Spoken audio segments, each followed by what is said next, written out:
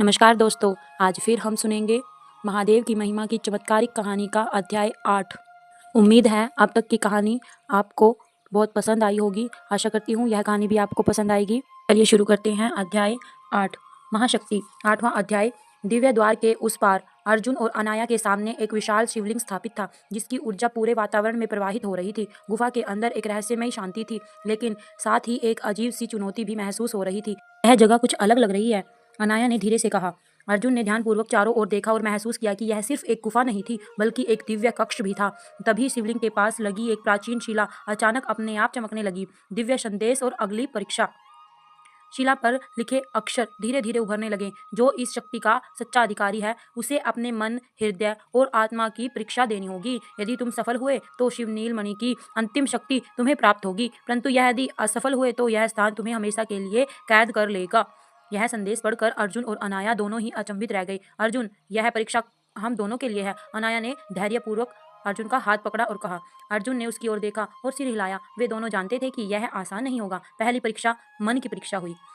गुफा अचानक बदलने लगी। अर्जुन और अनाया खुद को अपने पुराने जीवन के दृश्य में पाए। अर्जुन को अपनी पुरानी कमजोरियों और डर का सामना करना पड़ा। अर्जुन, क्या तुम अपने अतीत से मुक्त हो? एक गूंजती हुई आवाज आई। अर्जुन ने अपने भीतर झांका और महसूस किया कि जब वह अपने पुराने दुखों और असफलताओं को पकड़े रहेगा, वह आगे नहीं बढ़ पाएगा। उसे गहरी सांस ली और कहा, मैं अपने अतीत को स्वीकार करता हूँ, परंतु अब मैं उससे बंधा नहीं हूँ। जैसे ही उसने यह कहा, दृश्य बदल गया और वे गुफा में वापस आ गए। दूसरी परीक्षा, हृदय की परीक्षा हुई।